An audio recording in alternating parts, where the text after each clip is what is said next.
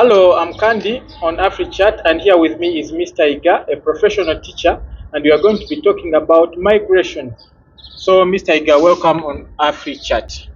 Thank you. Thank you for hosting me. Welcome. So, Mr. Iga, briefly, I would like you to talk about yourself. Yes, I'm Richard Iga, a Ugandan resident in Zambia. Okay. I am a professional teacher, as you just said. I came to Zambia as an expatriate teacher, and I've been doing that job for the last 30 years. Okay. I came in 1992, and I've been here framing the youth, training the youth to become responsible citizens. And yes. Thank you so much, Mr. Iga. Mr. Iga, first of all, I need to know, or someone would like to know, how did you find yourself in Zambia? Very good question, young man. I will answer. I will first give you the background of life. Yes. Then I will come back to why I found myself Thank you in Zambia. so much. Okay. Human beings, or man by nature, is an animal full of discontentment. There is a popular saying that the grass is greener on the other side of the fence. So every man is in constant search for pleasure, constant search for wealth, constant search for good life. And when therefore I completed my university education at Makerere University, Okay. so that was somewhere in 1989, the issue at hand at that time was for us to go out of the country to look for better opportunities. We used to think about South Africa. We used to think about that there people there are better paid.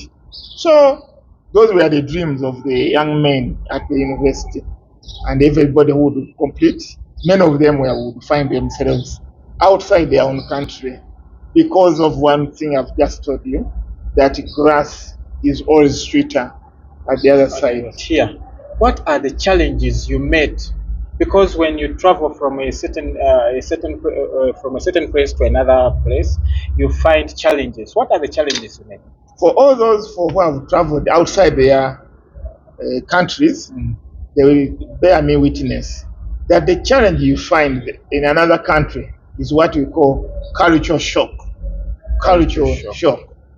You come to a place where you've not grown up. The food is different. The people are different. They are talking a different language from your own. Their food is not your food. So those challenges are there always. But you've got to adjust and learn. Because in English they say when you are in Rome, you do what the Romans do. So if you find that the Romans eat dogs, and where you came from you don't, you are not eating dogs, you get to know to adjust, and you better be like them. So those are the challenges I found here. Culture shock, but I must assure you that now I had to adjust and blend in nicely with the natives of the country. What of the weather did it take? Yeah, but when you talk about weather, for instance, I'm here in Zambia, in Africa. So I didn't expect the weather to be very different. But to my greatest shock also, the weather here was also different.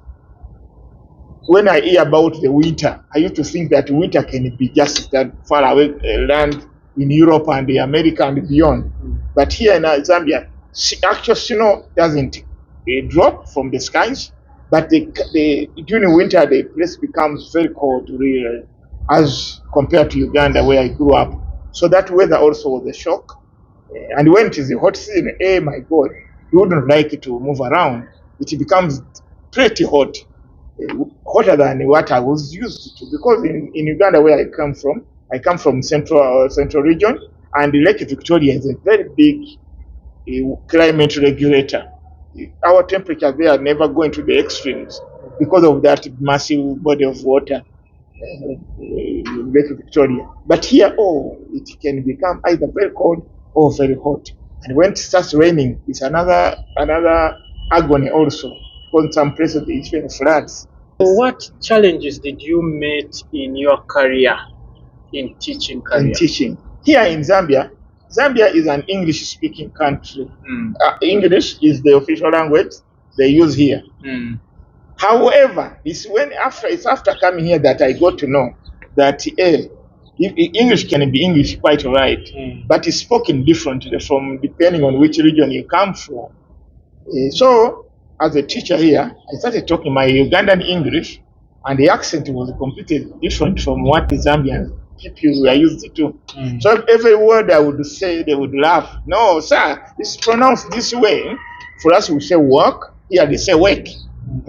We say learn. In Uganda, here they say learn. We say so. I've had that kind of scenario. So those are some of the challenges I also faced. But I told my pupils that no, don't mind about my English or how I pronounce the words, some certain words. Just go follow the content. Because I am sure I am supposed that for the content, yes, I had it in plenty. Okay, of the pupils you taught, do you have some of them who have managed to prosper? I must tell you, as a teacher, teaching profession is not very profitable in terms of money, material wealth, and what have you. But the greatest wealth a teacher can have everywhere around the world is to see your pupils becoming reasonable citizens in life. So, as I talk to you, I'm a proud teacher because everywhere I go, in the offices, you can be surprised somebody calling you, oh, sir, Mr. Egan, you, young man, who are you? You know, you taught me such a place. Then you remember, you may have forgotten that boy. He was now a man in his office, but him will give you that respect. So we have produced members of parliament here in Zambia. We have produced high-profile policemen, immigration officers, all departments of governance. We have got our people there. Okay, when you go back to the time you came to Zambia, of all the countries in Africa, why did you choose Zambia?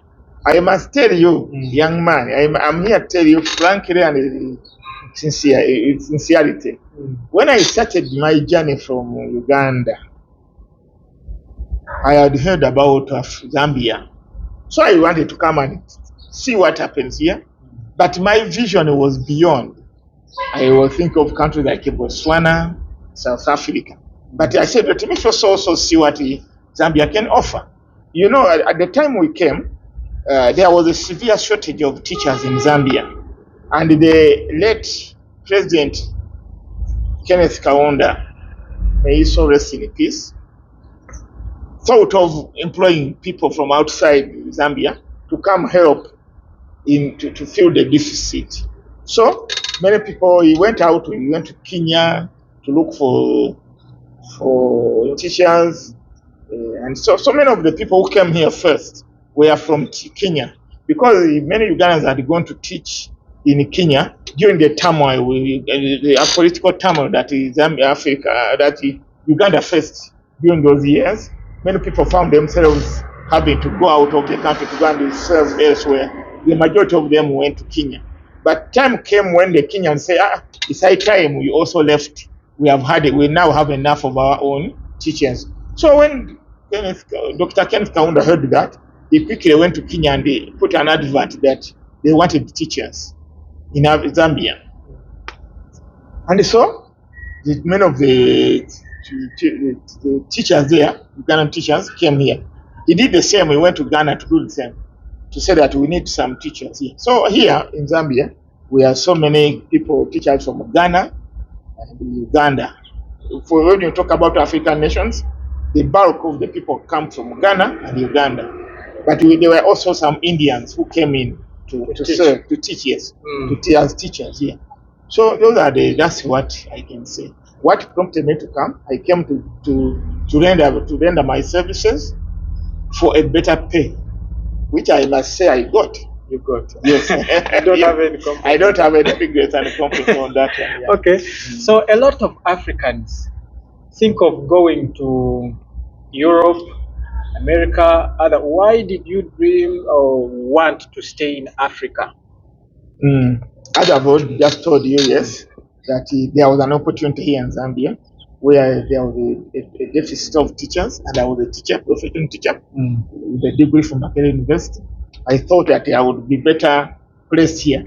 I must tell you, young man, that as I was growing up, I never envied or I never saw myself trying to go to wash people's toilets with my degree. Yeah. I used to have that, and I wanted to work where I put on my tie and my suit and go to work. Yeah, and I'm respected for that. Now I have been told that when you go to Europe, things like your education, which you have acquired in Africa, doesn't matter much. You have to put it under the pillow and you go to look for jobs, some better jobs. Yeah, and that is the scenario even up to this day. So I didn't like that one very much. That's one. Two, I also didn't like the weather conditions. I had studied geography because geography is also one of my teaching subjects. So I had known about the harsh conditions in Europe and America, winter and which I never wanted to experience. So, Mr. Iga, you are a very experienced teacher. Yes, I and am. you have taught a number of people. What do you have to talk about African education? Unfortunately, the education we give in Africa is not what you go to find in real life. It's not what you go to find in real life. That's where we have a serious challenge. You will see this professor, he's well educated, but when you come to real life, just what he studied in school, you can't apply. That's why I now have my own way of definition of education.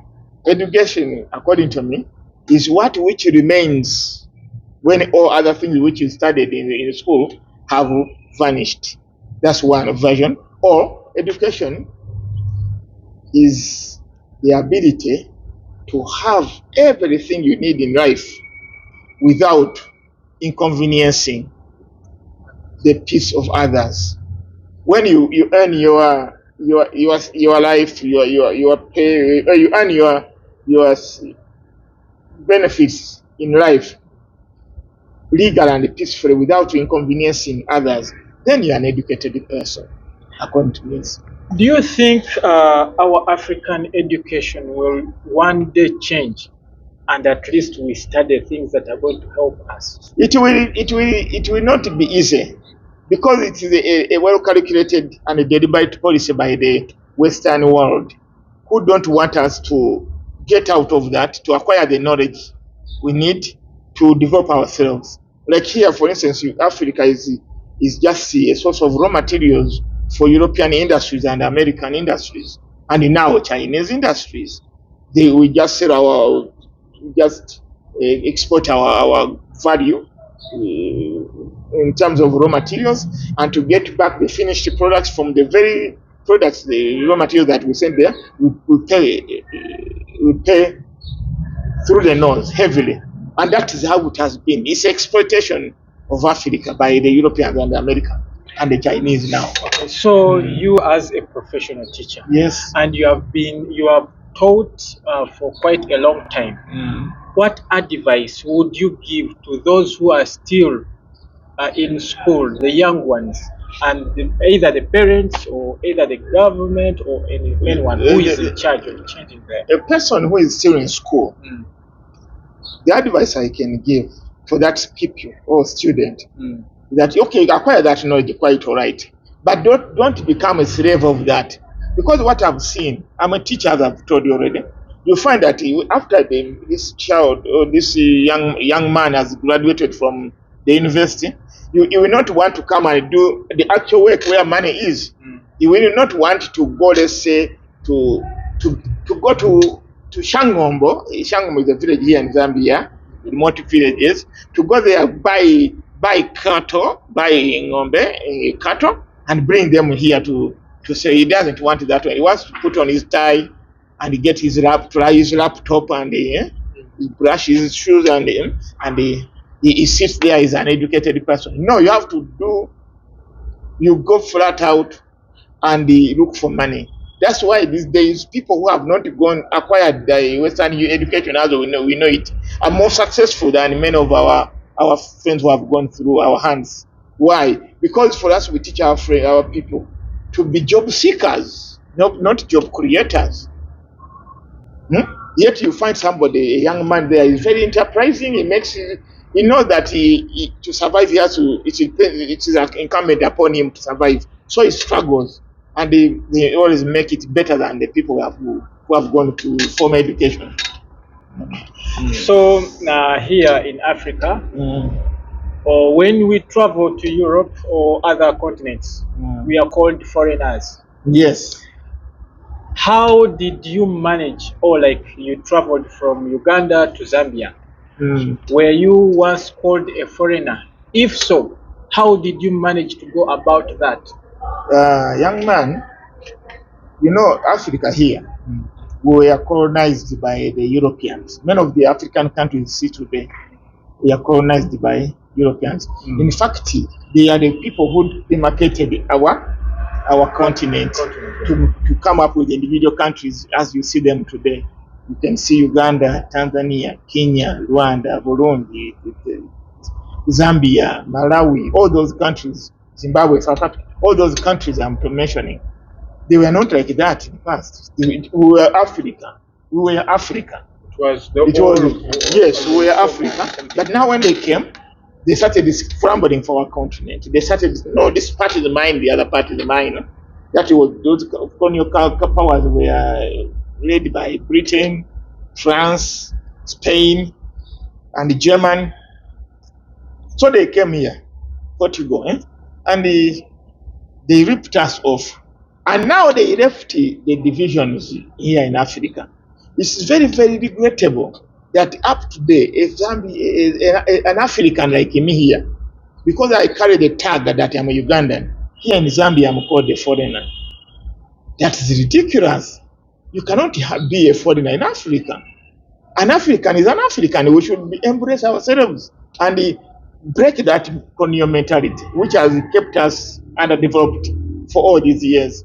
You cannot come here. If I come here to Zambia and with a skill, welcome me.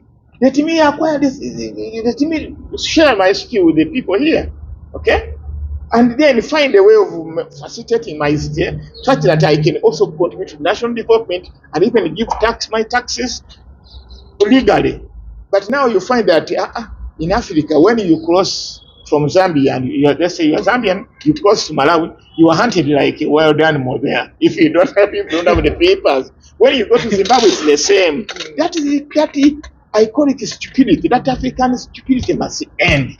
Unfortunately, our African leaders in the so-called African Union haven't helped the situation. They go there just for showbiz, talk show, and come back to their countries. They never ever implement things which unite Africa. They don't. Okay? Now, yet when you go to Europe, is European Union. When you are a member of the European Union, you are entitled, you have access to all the countries in the European Union without any hindrance. But here in Africa, it's not like that. But do you think that one can happen here in Africa? If the Africans so choose, but it will not be in my generation, unfortunately. It is the young ones who must now see how stupid me, my generation, and the people who came before me have been to continue promoting African division to that level. But when the new leaders have come in and they genuinely address that problem, they realize that Africa is for Africans and therefore we are all Africans. We should treat one another as brothers and sisters. Then that's the way Africa will start smiling. So for you, how did you handle that case of being called a foreigner? Okay. How did you handle it? Now, when here in Zambia, I've been here all my life. I've been here for 30 years, and I've been on permit. In Uganda, there, permits. I only knew about the word permit for instance, if you want to move livestock, let's say cattle from one place to another, you must have a permit to remove that the livestock. But here I have to have my permit and it must be valid all the time. When it's not, then I'm in trouble with immigration. Yeah? Even if the 30 years will not save me, I must have a valid document to stay in Zambia. I'm not saying it's not bad, it's not good, but we must have another way of looking at this issue. That when Africans have come to your country, try to make their stay comfortable. Make a census of them. Interview them. Why are they here? What skill they have? What can they add to the country? That is what I really think. And that's not only here where I stay in Zambia. It's everywhere in Africa. In Uganda there, you find that the Tanzanians are being harassed, Buddhists and what, which is not correct. It's not correct at all. We need to have another way of looking at ourselves if we are to move forward. This great continent called Africa, it will be developed by we the Africans, not anyone else. In your experience of being a teacher, a professional teacher, Yes. You teach, you are in history, but for example, there are teachers who are in sciences and all that. Yes. But after teaching the students and they go through the universities, all that, but when they qualify for certain jobs, they don't give them. They give the whites or the Chinese or why is it like so? It's the same thing. It goes back to colonial mentality, where by the way, those people from Europe, I'm sorry to say, but me, I don't call them white. Not at all. They are pink, but they made us to believe that they are white. They are not at all. We are in fact closer to black than they are close to white. Yeah? For us, we have that. I can say chocolate brown. Okay, that's our color, but although they call it black. Of course, by the way, let me make a crack a joke here. I gave a challenge that anyone who ever brings me a white man, I will give him all my life's savings. No one has so far turned up because there's no white person on this planet. We have people, but black ones there, you can go to Southern Sudan and even get one. In Iceland, they are not there. No, they are pink. They are pink. Okay, white. Do you know color? Yes. Okay, let me. Do I have anything here to show you? Maybe here your book. This is white color. This is white. Have you ever seen a person like this naturally? Apart from these people who just paint, let's say, cassava on their faces, this is what we call white. Okay. And then there's black like this one. This is black. Although there are no people who are like this, who are black, like, not at all. But we call them black, and the other people pink, who are pink, we call them white. Now, coming back to the point, you were asking me come again, what were you asking? What the question? My question was, why do the students study after graduating?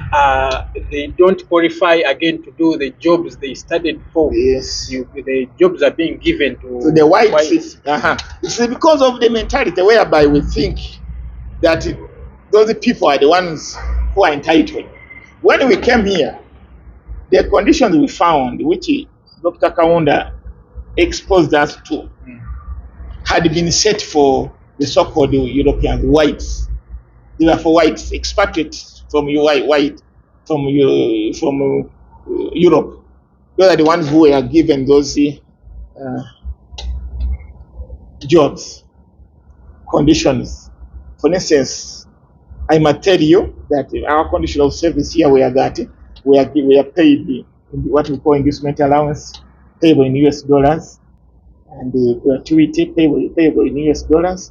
We are the passages, whereby by passage I mean you would come in and go out with your family. The government will provide you with the air ticket and what have you. And we're also entitled to a local salary, which Zambians we are also earning, so that you can find your way here and peaceful stay here. Those conditions had been there for whites. They were set by white people, by Europeans when they were here during colonial time. And it has continued that when there are jobs here, the lucrative jobs, we tend to give them to the Europeans because of the belief that they know better than us. Yet that is not true. You will see. You do enjoy football. I don't. You don't, but I know you can watch football maybe. Yeah. You see that in many of African teams they always prefer to get that European coach. Yeah. They instead of their own black coach, they want the European. They with a belief that he knows better, which is not true. That's just a perception. So going answering your question squarely is that we give those good jobs to the people from Europe and America, and maybe Asia, the Chinese, because we think they know better. That's one. Second, they have also done us a disservice, whereby they have not taught us they haven't given us the actual knowledge which we require for development. When they teach us here, they only teach us things which will make us dependent on them for perpetually for life. They can never teach us the actual knowledge. They can't give us the actual knowledge we deserve, that which we want. So that's why we're in that scenario. So, what advice would you give to any African who will maybe see this interview and give it time? What advice would you give to any Our African young people must learn from the mistakes their forefathers and their parents have made in life, and move away from that. Only pick the things which you saw are good in our generation, and come up with their own brand of management of national affairs and development. It's the only way, the only thing I can say. We should start in believing in ourselves that we are also able. By the way, you say you don't enjoy football. These days, if you go, in the past, people used to consider themselves underdogs when they go to these tournaments. Under what? Underdogs. But these days, any team anywhere from any continent can humble the other. The other day you saw Zambia humbling Germany. And that was friend with women in that World Cup where you saw how they were being humbled with the Germans during the trials, the warm-up games. Zambia won the game. But in the past, it was never like that. You would go on the pitch already defeated because you think the other person is superior to you. It is not. So, what would you, when in conclusion, what advice would you give to someone who is in a certain country planning to move to another country according to the challenges you met, how you were treated, having reached in another country, or what advice are you giving to? I must give this advice, and a strong advice. The young ones who are aspiring to look for better life in life should adhere to. When you, as I've told you in my preamble, that by human nature, life is sweeter at the other side of the fence. So the young ones always think that things are better at the other side, and they normally leave their home country to go into in search for greener pastures. You can't stop that because that's natural. That's man's nature. There's this man who called the Russell Colonial in his book Acres of God. He gave us an example of this man called Ali, who sold his land, 1 acre of land, which was full of diamonds, and he went to look for opportunities elsewhere because he didn't know the value of diamond. He didn't know the value. Every stone he saw there was diamond, but because the raw diamond looked ugly and unpolished, he didn't know the value he had at his acre. He sold it for a song, and he went to do what? To look for opportunities elsewhere. The person who bought it is the one who became a billionaire, much to the pain of the original owner. This is very true. People normally leave their home countries to go elsewhere. Let me give you an example. There's this man called Churchill. It was a Second World War Prime Minister of Britain. And that time Uganda was a British colony. So when he made a visit to Uganda, he called it the Pearl of Africa. I didn't know that what he meant until I moved out of my country to come to these other countries and it's Indeed, Uganda is beautiful, an evergreen country with very good climate, very good soil.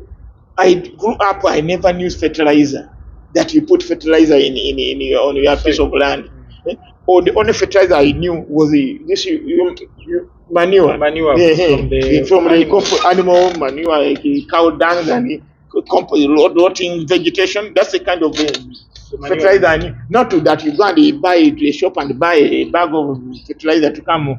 So when I looked at fertilizer, it never made any sense to me. What I said, what is this? To me, it looked like dead sugar. I didn't know what it was. But I later discovered that here in Zambia, you can never plant anything anywhere, and you don't put fertilizer there and expect a harvest. It is never. You must first of all, before you think of going into farming, you must see your pocket that you are able to buy fertilizer. Or sometimes the government, in fact not sometimes, but most times, it's a government policy that the government must give fertilizer to the farmers, to their people. But here in Zambia, Uganda, that's not what it is. The country is so fertile, people have their own food here and there. Yes, it is indeed the pearl of Africa. But I never knew that until I moved out. We have a saying in my language that omwana atannayitaayita yatenda nnyina okufumba. Even here the Zambians have it, omwana oshenda atashaba nnyina okunaya. Literally in English, that a child who has not moved around, we always praise the mother as the best cook.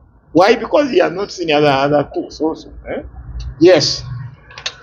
We always give our opportunities and throw them out. What I must tell the young ones, when you leave your country, wherever you've gone, please make that also your country, your home.